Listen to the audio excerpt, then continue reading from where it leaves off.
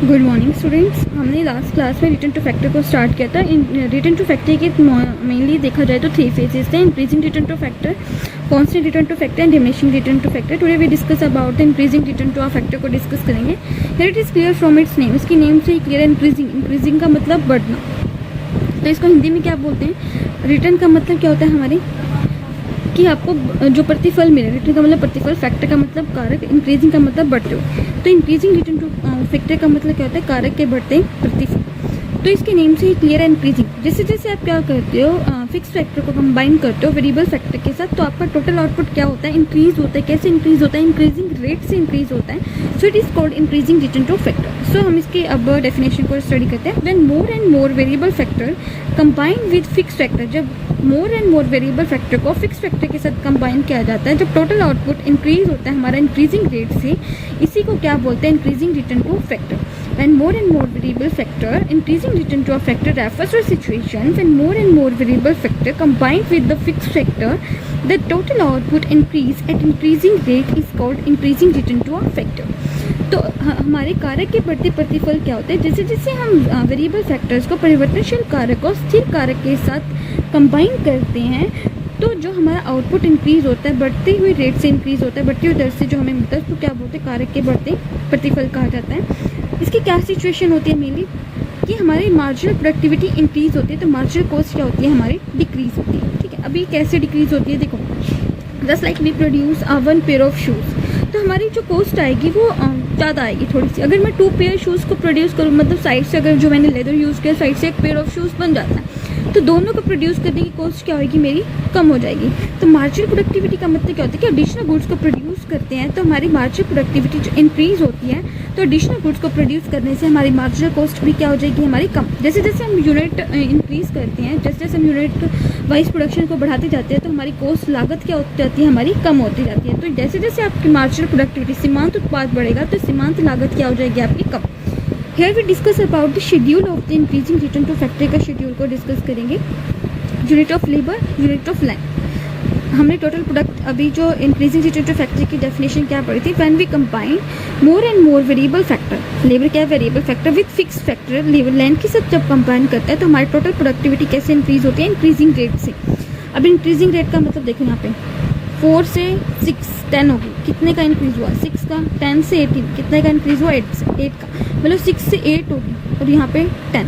Production कैसे increase हो रहा है? इंक्रीजिंग रेट से इंक्रीज हो रहा है। तो इसलिए जैसे जैसे हम वेरिएबल फैक्टर को फिक्स फैक्टर के साथ कंबाइन करते हैं तो हमारा प्रोडक्शन कैसे इंक्रीज होता है? इंक्रीजिंग रेट से इंक्रीज होता है। So it is called increasing return to factor, कारक के बढ़ती प्रतिफल कहा जाता है। When we use a 1 unit of labor with a fixed factor 1 hectare of the land, तो टोटल प्रोडक्शन कितना था हमारा? 4। मार्जिनल प्रोडक्ट को बाद में डिस्कस करेंगे। जैसे हमने यूनिट ऑफ लेबर को इंक्रीज कर दिया और कंबाइन किया फिक्स फैक्टर के साथ, प्रोडक्शन कितना हुआ हमारा? 10। अब देखो यहाँ पे हम यूनिट ऑफ लेबर को इंक्रीज करें, 3 किया तो प्रोडक्शन 18 हुआ। 4 यूनिट ऑफ लेबर को कंबाइन किया फिक्स फैक्टर के साथ, प्रोडक्शन 28। 5 को कंबाइन किया 40। तब ये आप बोलोगे कि मैम ये टोटल प्रोडक्शन हमारा कैसे इंक्रीज हो रहा है? 4, 10, 18, 28, 40। तो आप इसको कैसे याद रख सकते हो? देखो, हमें मार्जिनल प्रोडक्ट को निकालने का फॉर्मूला हमने लास्ट क्लास में जो हमने प्रीवियस चैप्टर था डिस्कस किया था कि टोटल प्रोडक्ट डिवाइड में changes in labour. Total product में कितना चेंज हुआ? यहाँ से ऊपर तो 0 था, कितना का चेंज हुआ? 4 यूनिट का चेंज हुआ। यहाँ पे लेबर 0 से 1 से इंक्रीज हुई, 4 डिवाइड बाई 1, तो टोटल हमारा मार्जिनल प्रोडक्ट कितना आया? 4। अब टोटल प्रोडक्ट में कितने का चेंज हुआ? 6 का चेंज हुआ। ठीक है, और यहाँ पे कितने का चेंज हुआ? ओनली 1 यूनिट ऑफ लेबर का चेंज हुआ। तो मार्जिनल प्रोडक्ट कितनी आई? हमारी 6। अब यहाँ पे आप इसको ऐसे निकालने के बजाय क्या कर सकते हो? 4 से 10 होगी तो 6 का चेंज हुआ। 10 से 18, 8 का चेंज। 18 से 28, 10 का चेंज। 28 से 40 मीन्स 12 का चेंज। अब इसको मार्जिनल प्रोडक्ट से लर्न करो। 4, 6, 8, 10, 12, मतलब 2 का डिफरेंस आ रहा है यहाँ से आपको। जब आप इन सबको कंबाइन करते जाओगे तो आपके पास क्या आ जाएगी? टोटल प्रोडक्ट निकल कर आ जाएगा 4 plus 6 10, 10 plus 8 18, 18 plus 10 28, 28 plus 12 40।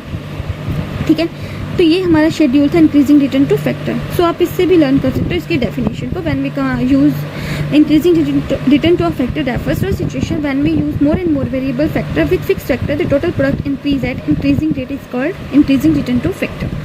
Here we discuss about the diagram of the increasing return to factor, ये डायग्राम हमारा रिप्रेजेंट कर रहा है। फिगर जो हमारी 1 फिगर है वो रिप्रेजेंट कर रही है टोटल प्रोडक्ट को, फिगर 2 हमारी मार्जिनल प्रोडक्ट को रिप्रेजेंट कर रही है। यहाँ पे हमने दिखाया भी है ये टोटल प्रोडक्ट। तो देखो यहाँ पे जो टोटल प्रोडक्ट था वो कितना था, 4, 10, 18, 28, 40। लेबर की 1, 2, 3, 4, 5। ओ एक्सिस पे हम क्या ले रहे हैं, यूनिट ऑफ लेबर को ले रहे हैं। आप स्केल से मेजरमेंट करेंगे और वहाँ पे हमारा जो कितने का था, मैक्सिमम कितना है 40।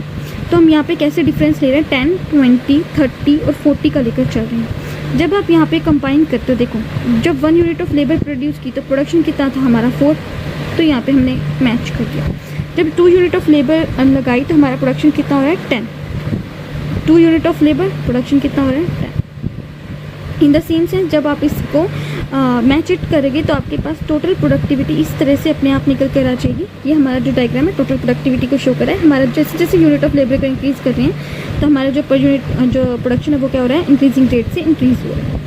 ये जो हमारा जो डायग्राम है वो मार्जिनल प्रोडक्ट का है। जब 1 यूनिट जो अगर हम इसको देखें तो मैक्सिमम मार्जिनल प्रोडक्टिविटी कितनी है हमारी 12। तो डिफरेंस कैसे लिया हमने, ओ एक्सिस पर हम ले रहे हैं unit of labour, O axis पर क्या ले रहे हैं मार्जिनल प्रोडक्टिविटी। 3, 6, 9, 12 कर लिया। जब 1 यूनिट ऑफ लेबर को हमने लगाया तो हमारा जो मार्जिनल प्रोडक्टिविटी कितनी थी 4। तो यहाँ पे हमने इसको, यहाँ पे 3 है तो थोड़ा सा ऊपर कितना होगा 4। जब हमने 2 यूनिट ऑफ लेबर लगाई तो हमारी मार्जिनल प्रोडक्टिविटी कितनी थी 6। तो 6 के साथ मैच। 3 यूनिट ऑफ लेबर लगाए तो हमारी मार्जिनल प्रोडक्टिविटी कितनी थी 8, मतलब 9 से थोड़ा सा नीचे। इन द सेम सेंस जब 4 यूनिट ऑफ लगाई तो 9 से थोड़ा सा ऊपर 10। 5th यूनिट लगाई तो हमारा 12 था, तो 12 के साथ मैच। जब इसको इस तरह से हम मैच करेंगे तो हमारी मार्जिनल प्रोडक्टिविटी निकल कर आ जाएगी। तो ये थी हमारा increasing return to a factor. I hope आपको ये increasing return to a factor अच्छे से समझ में आ गया शेड्यूल और डायग्राम के साथ। तो नेक्स्ट क्लास में हम डिस्कस करेंगे इसके causes of increasing return to a factor. Thank you.